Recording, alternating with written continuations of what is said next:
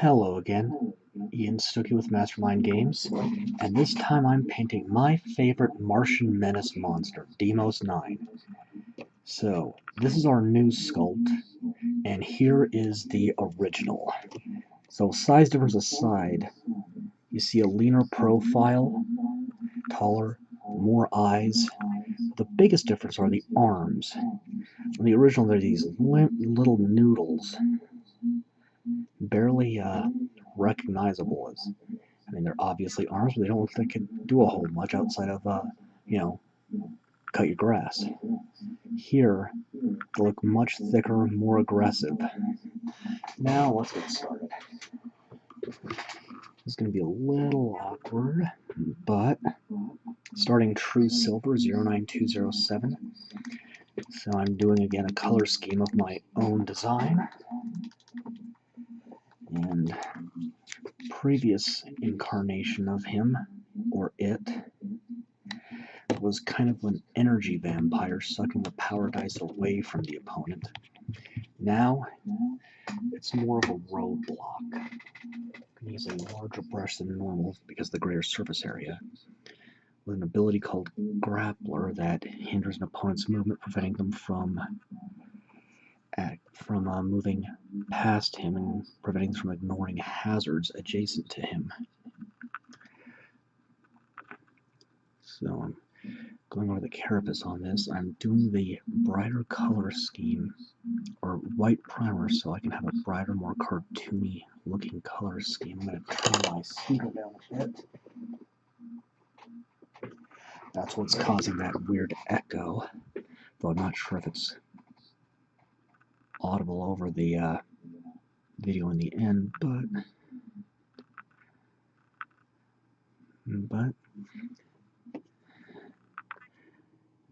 Deimos-9 is deployed via the Ares mothership that just drops it in ball mode. This is current fiction that's been released.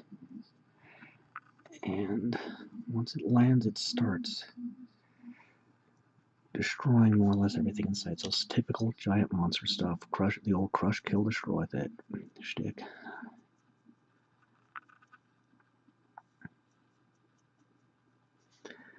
Alright.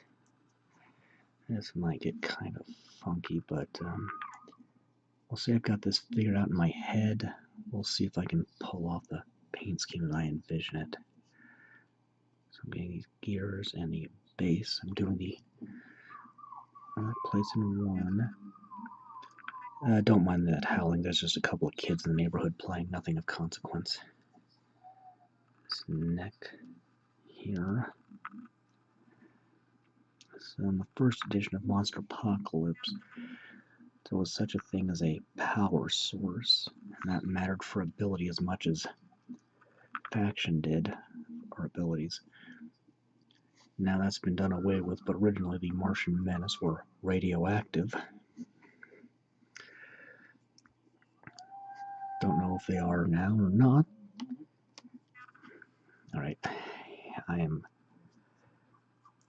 not going to go out and pester a couple of little kids to be quiet, so just have to put up with their howling for the time being.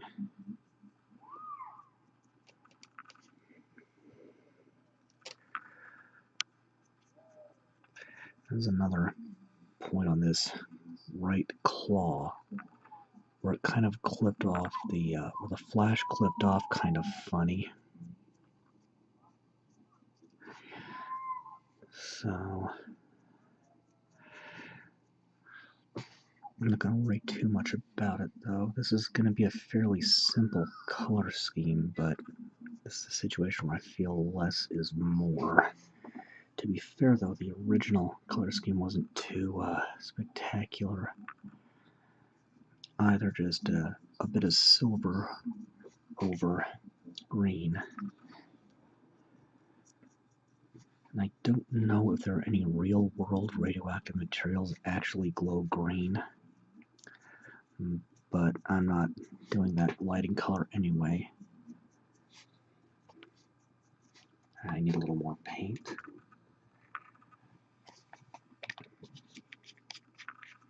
Just going to cross fingers and hope this works out basically the way it does in my head.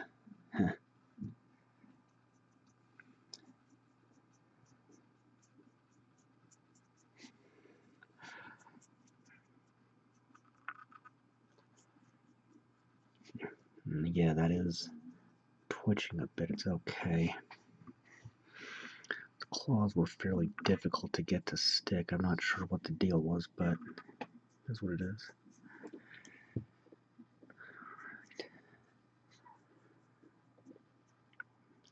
So the biggest change, I think, with Monsterpocalypse right now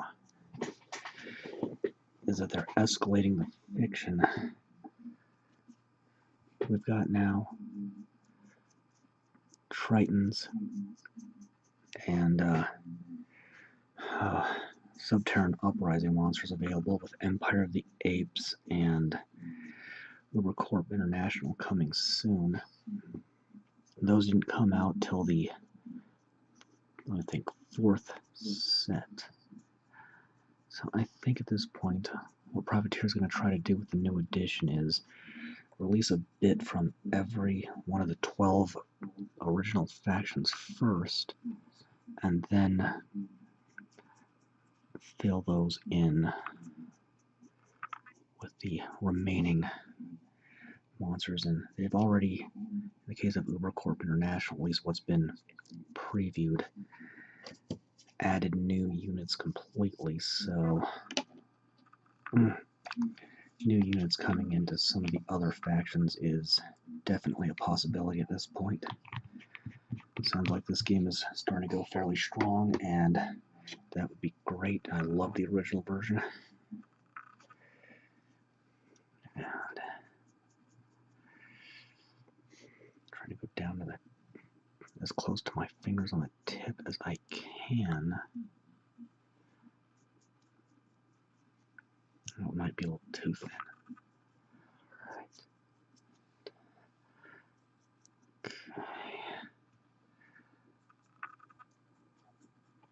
Okay, now I'm going to trade my grip and hope the arm doesn't snap off while I finish up this last leg. So the Ares mothership is already out. Came out before Deimos-9 did, but there was a range-oriented Martian, Phobos 7, another tripod walker like Deimos here. Tharsis 5, sort of hovering cross between the two chassis, I guess is the best way of describing it. And then a combining metamorph called Tharsis, or what is it? No, Galaxius 4. Okay. A little bit more. It's looking good. I just want to make sure I get the head really thoroughly with this. Okay. I'm gonna let that dry. Continue when we come back.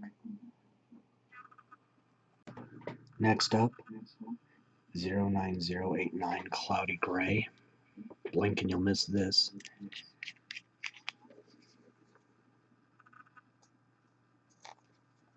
Oh boy. It's almost cached and I can't replace it because my local game store is out. And this is just going on the rubble on these two toes. Basically going for a concrete look.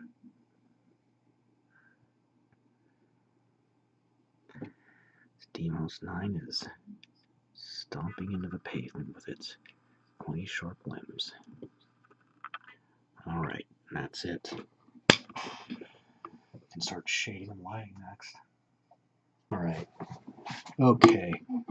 Ruby Red 09101 is going to be our first shade, so about half paint, half water to thin it into a wash.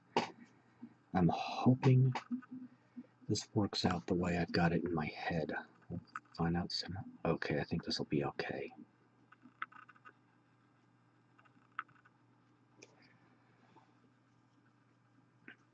So since Mars is the red planet, I wanted a red armor for the Martian Menace. It looks like this will work at least reasonably well. And it doesn't matter if it's going into the Gulf there, that's going to be done later by a lighting effect. So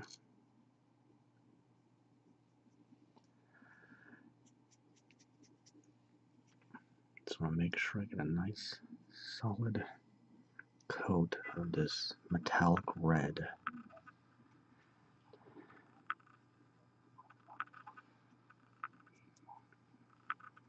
Keep my brush nice and wet.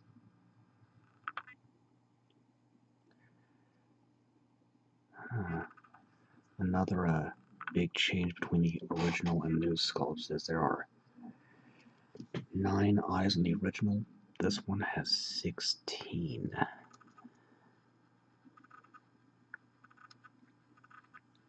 Just a lot more obvious detail.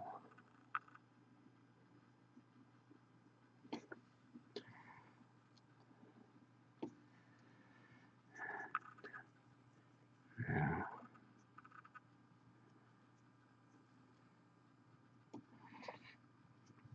as I've mentioned earlier, in the first version of the game, the Martians were radioactive, but they were also part of an agenda called Invaders.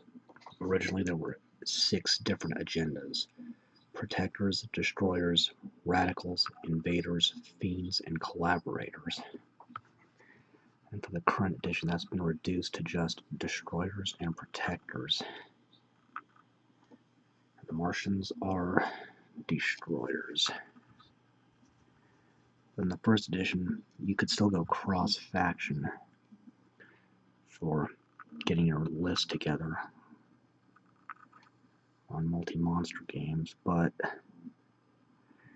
it was a fairly complicated wheel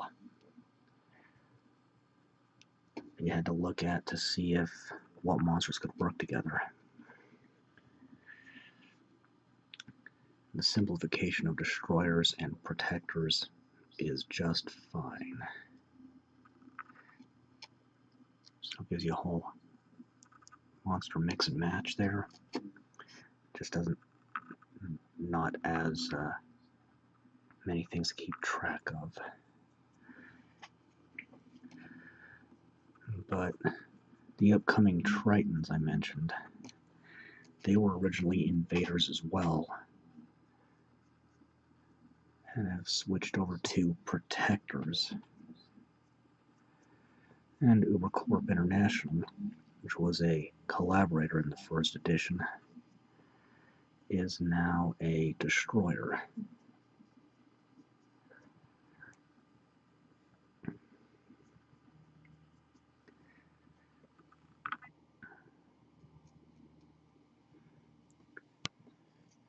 I want to make certain my coats here are fairly thorough. Oh, that happened. That's okay, that's going to happen. You've got points like this. So I'm just going to keep putting the red on. Not going to worry about what's dripping off. It'll be dealt with in due course.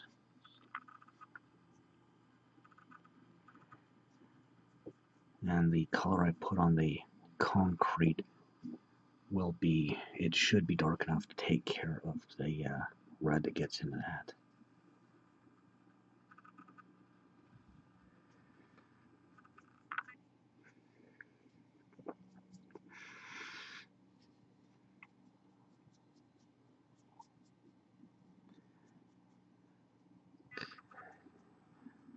So far, so good.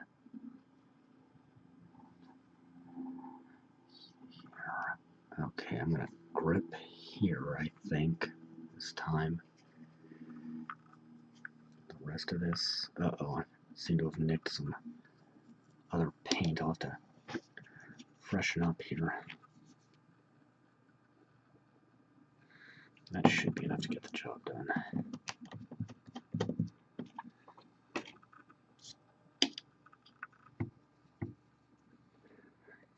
Uh-oh. Identified flying paint.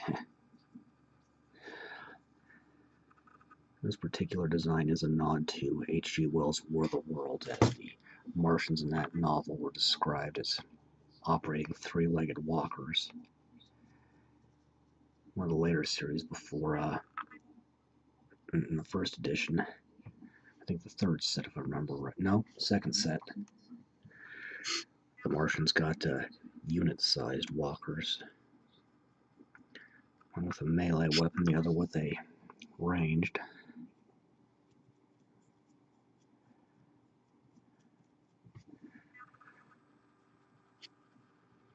Alright.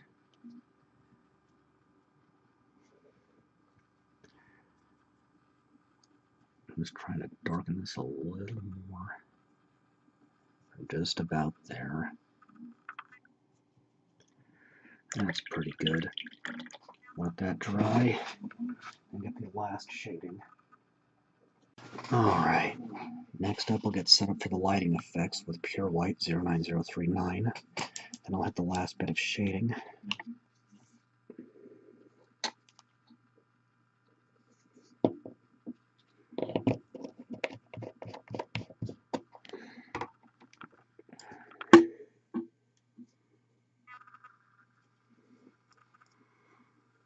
Oh, where to start?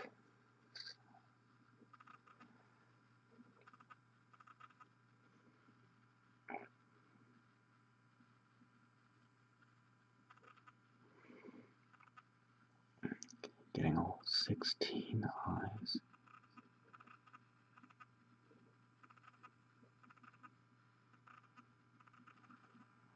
Just one sweeping circular motion inside.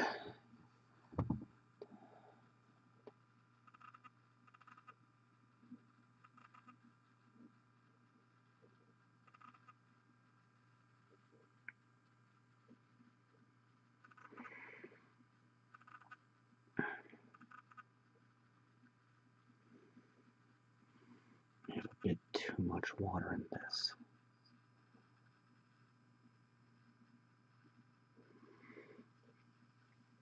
This overextends a bit. It will help to a certain extent give the illusion that it's glowing.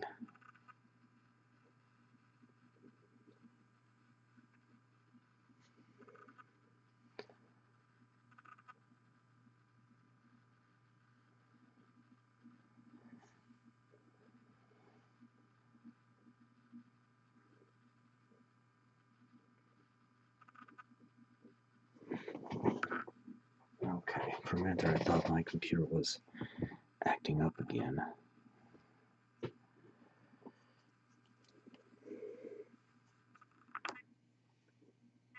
Well, I did use white primer. I'm just going to make certain everything I want lit up is getting a nice solid coat of white, especially with some of the spillover from the shading. That spillover, though, is something I expected, so...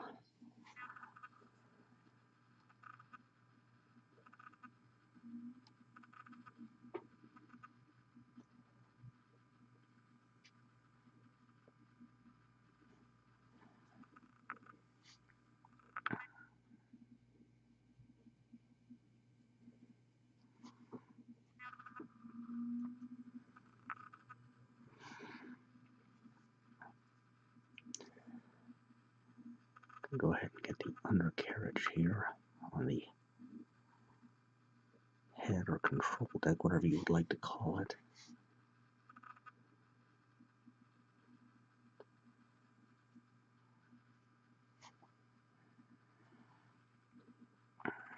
Carefully going up and through these slots in the carapace.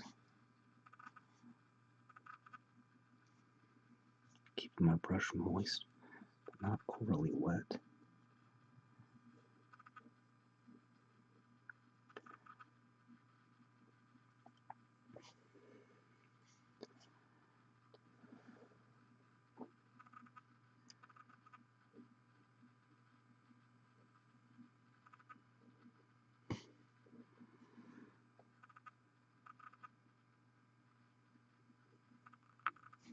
This needs to be done after the shading because of the shade will go down into the recessed areas of the model.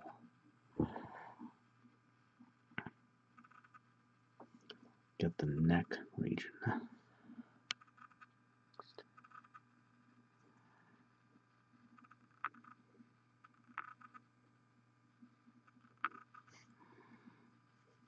We'll touch up right there.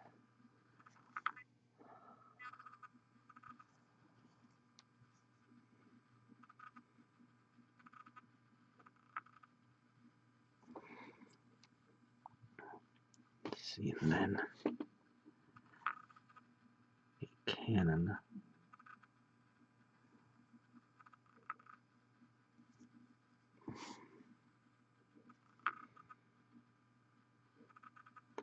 So basically the entire machine is a tangle of cables and wires underneath an armored carapace.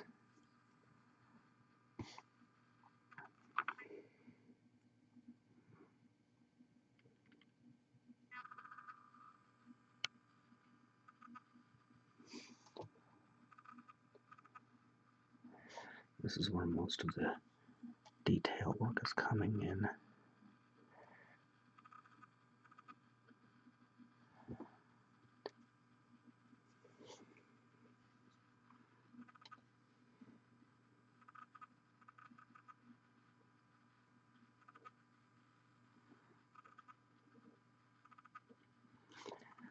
Now, one thing about the first edition of Monsterpocalypse is you'd have different figures to represent the different hyperforms. Now there's just one hyperform for every monster, and the whole thing being represented by a double-sided card with the alpha on the front, the hyper on the back. But in first edition, there were multiple hyperforms for each monster. The Ultra type hyperform, the most basic, would come with each monster and would be cast in a translucent plastic. In this case, for Martian Menace, it would be translucent green. The Mega type hyperforms available through promotional events, such as organized play, would come from, in case of the Martian Menace, were yellow, translucent yellow with metallic black armor plating. And there was a third type called the quantum hyperform. Those came out near the end of the original game's run, and only a few monsters got them. I don't know if Martian Menace got one or not, but they actually powered up depending on how many power dice you had in your reserves or your monster pool for those dice. But as I said, now each monster just has the one hyperform represented by its reference card.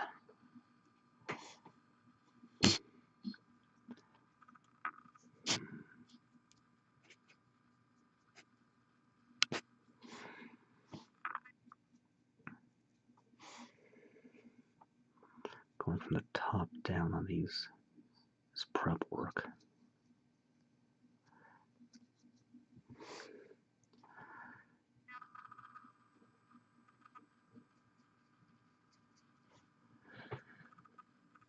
Using this smaller brush just for the sake of better control. The larger one was fine for the bigger areas, but right now I need to be as controlled as possible.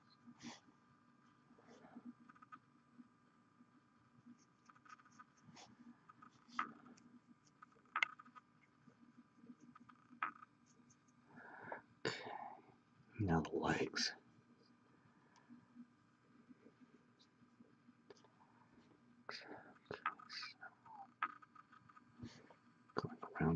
clear here.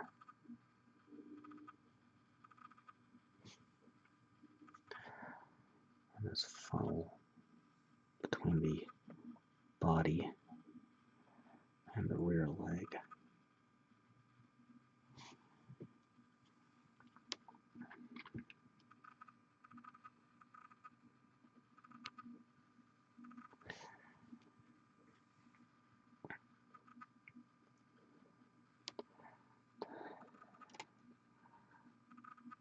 Trying to get my brush here without messing anything up.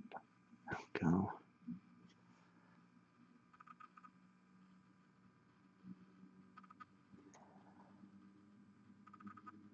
The second joint.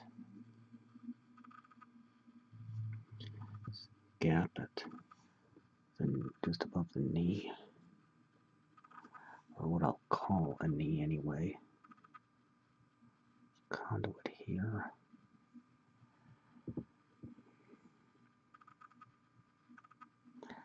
Back of this joint.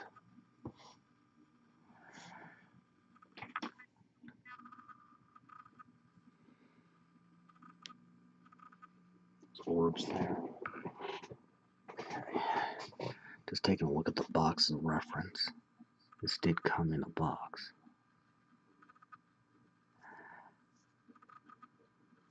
Well, I may not be following the official color scheme, and I am looking at it for ideas on how to proceed. Now, one down, two to go.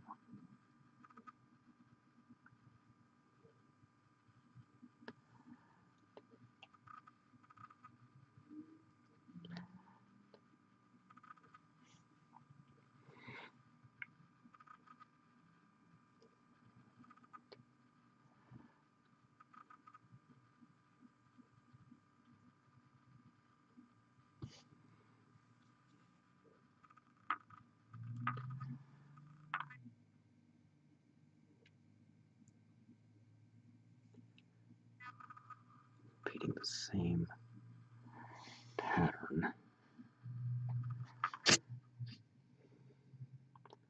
Sorry, I'm not that talkative right now, but trying to stay focused.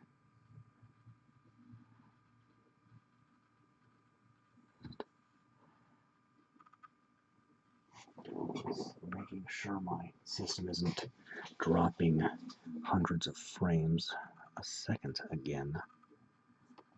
I'm going to assume that's some kind of glitch with my program. But again, I may choose to upgrade it. Alright, final leg.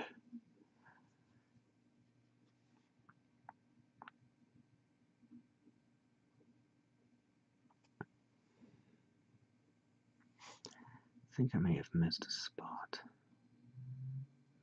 No, I haven't. I do need a little more paint though. Not much, just a dot.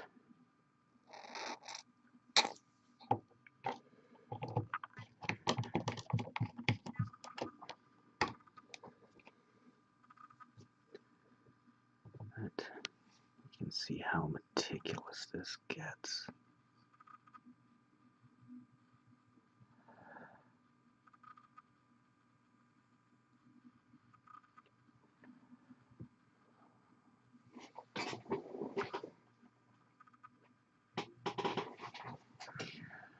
Yeah, there's something else I want to get these vents here and the lighting as well.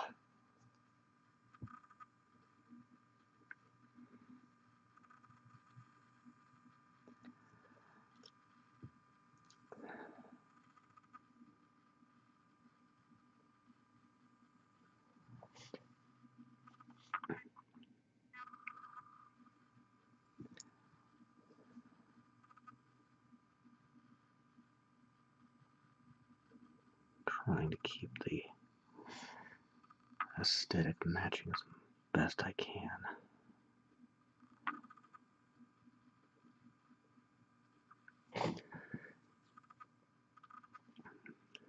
reason I haven't glued this to its base yet is because I want to. But if I glue it before painting, then I will get paint on the base, which is a clear plastic piece of acrylic. And I don't want to do that. So I will be doing the final assembly after the fact.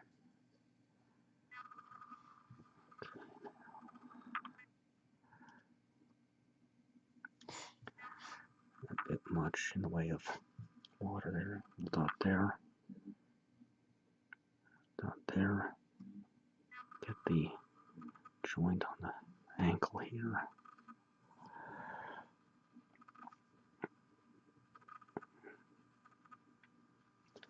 Okay. Touch that up a bit. That up a bit. Alright. That gets lighting effects prepped. I can do the last shade, Stormy Gray 09088.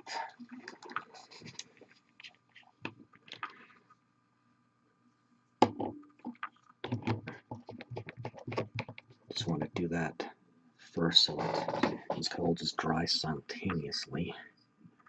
Now thinning out the Stormy Gray to a wash again. Just going around the concrete.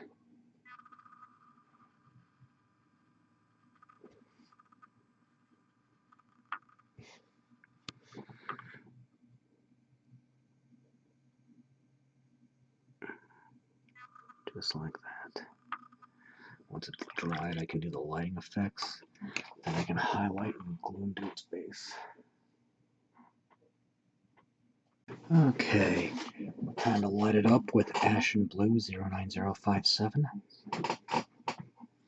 So, I know the stereotype is that radioactive materials glow green, but I don't think there's any radioactive materials in the real world that actually do that, so well, I'm just making something up. This will contrast nicely with the, well, let's see, yeah, this will contrast nicely with the red bloom here. Was my brush. So for a lighting effect, you'll need a little more water per paint than you would for a shade. I'm just going to go from the top down. I want a little of the white to show through. So I'm going to use my brush and absorb some of that from that first eye.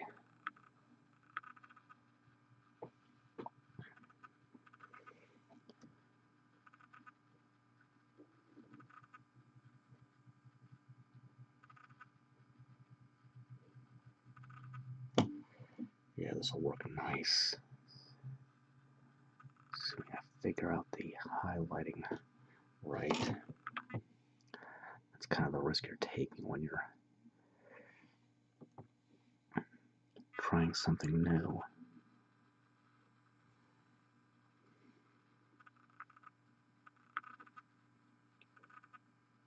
A bit more on that top one.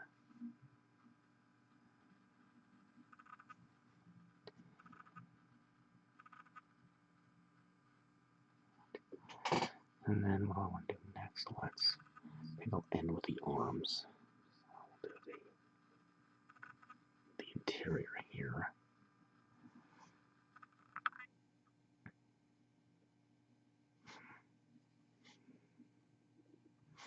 Let it flow down.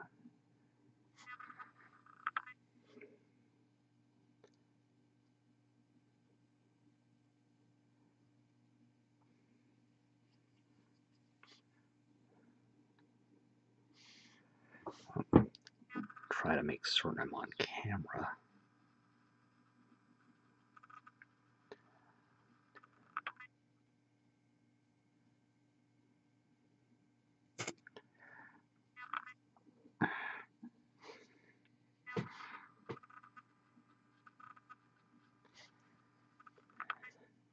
Keep my brush very wet for this.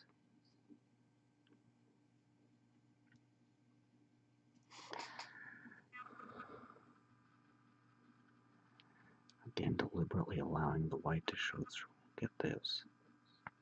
Nicks in the neck. Whoa, just cocked my camera again. I gotta watch that.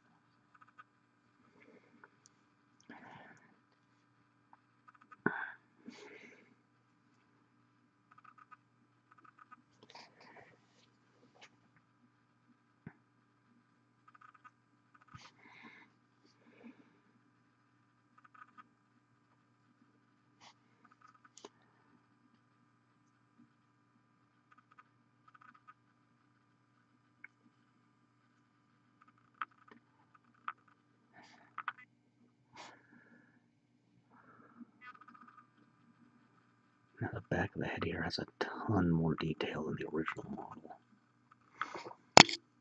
It looks like the first version, the original. It looked just like a random jumble. Here it looks more planned, with structures like these three that look like they are supposed to have a specific purpose, even if we can't guess what that purpose may be.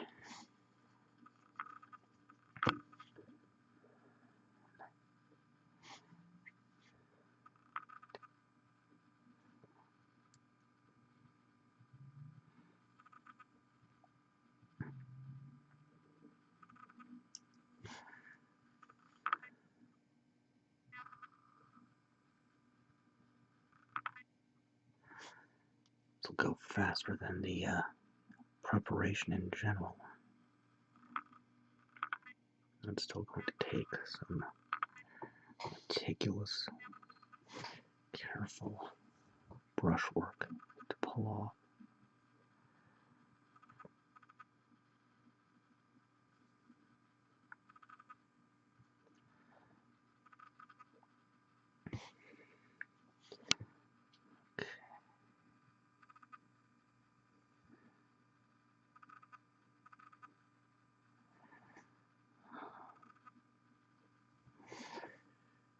Now for the lens on the Canon. This is an energy-based weapon that drains the power from its targets, or converts its targets into energy somehow.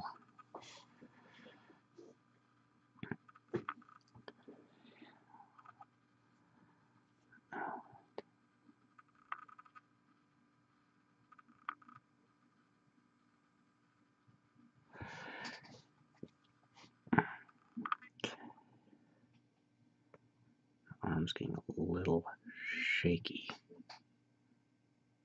So this is a little trickier than normal, but I'll be okay.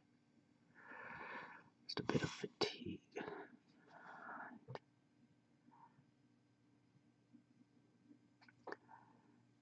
And the ankle, that orb in the leg, the other side. Almost forgot the conduit here. Okay. One down. Alright, so I think this is going. Go ahead and get the arms next.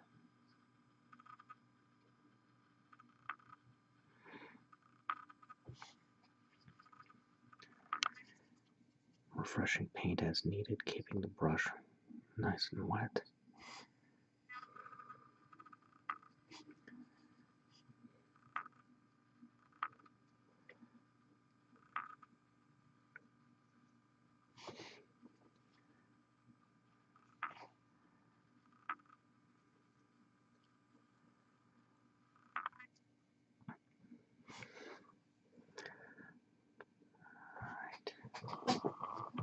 Okay, looks like there was a session of this thing dropping frames, but oh boy.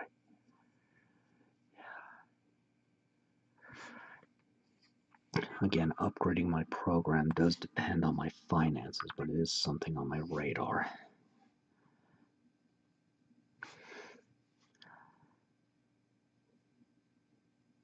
Alright.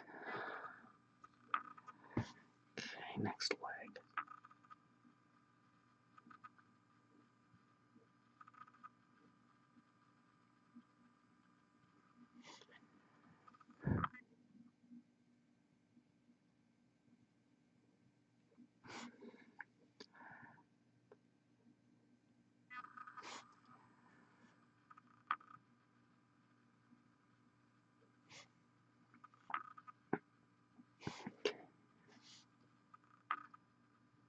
going along.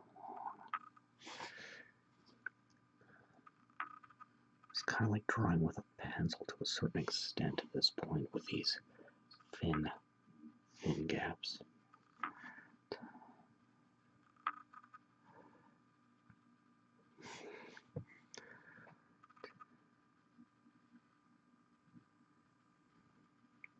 Okay, last leg.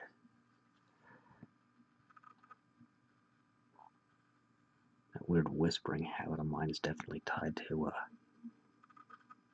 how focused I need to be at the time. But, yeah.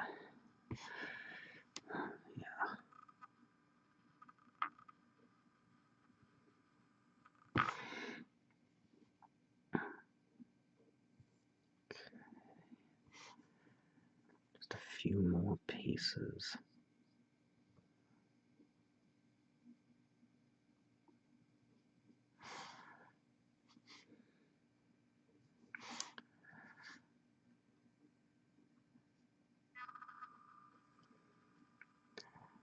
Now just the ankle. I think I'm resting right on my humerus. Be careful on that, that's not good for me. Okay, well that was a bit intense, but the shading is underway. I just need to let that dry. The lighting is underway. I just need to let that dry now. And I can highlight and wrap up. Okay, time to highlight. Coppery Orange 09102. Now this is a calculated risk. I think this will do what I want it to do, but I am uncertain. So, for dry brushing, I'm going to take a feather brush like this one here, and then so you can see it, no water, just straight paint, and rub it off on a paper towel until it looks like there's just about nothing left. And then lightly dust. This will catch on the raised areas. And this is working reasonably well.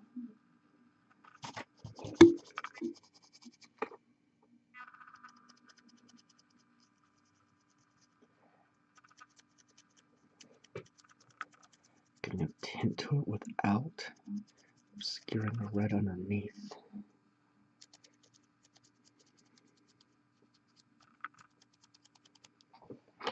So just, and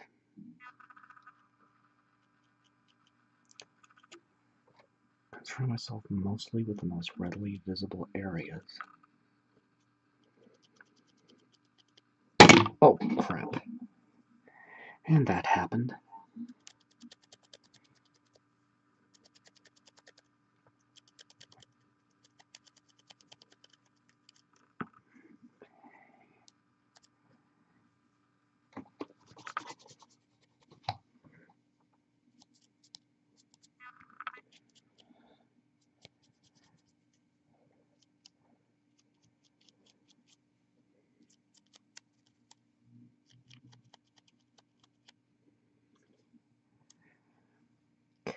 And this dries very quickly, almost, but not quite instantly.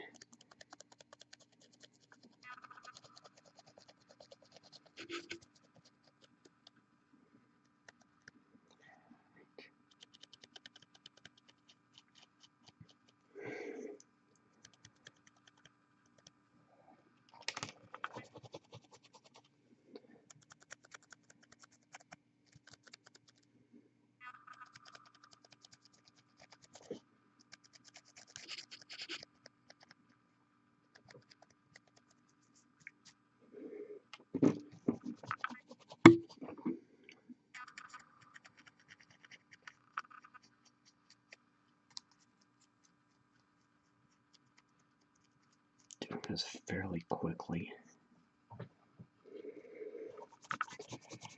I think I hit it just about right with this color combination. it's not exactly what I envisioned. It is pretty close. So consider this a success. Okay. Now, I'm going to switch out brushes and take a little Misty Gray 09090.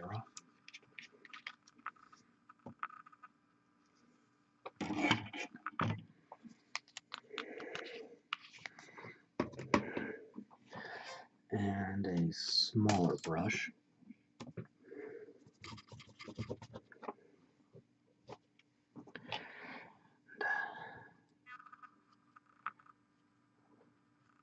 Carefully highlight the concrete.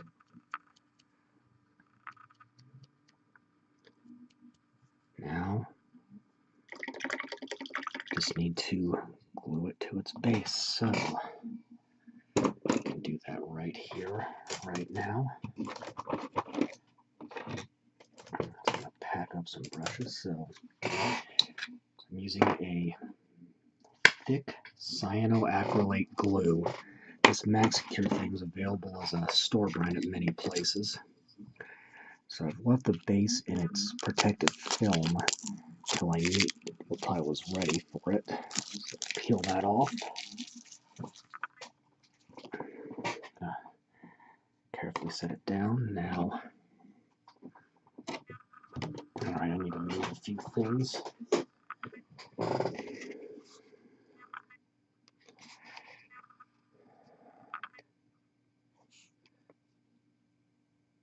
Tiny dot on each tip of each foot here.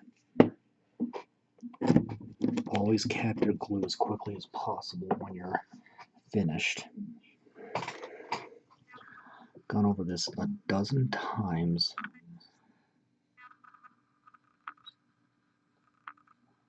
Oh, okay, there we go. Oh shoot, I almost had it. Okay, I went over this many times before I even started painting on how he was going to end up on his base, and there we go. That's just going to sit just fine until he's set, and then once that happens, I can varnish with a, I generally use a matte varnish. You'll need to do that to protect the paint job. And that's it. Deimos-9 ready to lay waste to whatever unfortunate city it happens to land in. Going back to Malifaux with the Crossroads 7, but until then I am Ian Stuckey with Mastermind Games, signing out.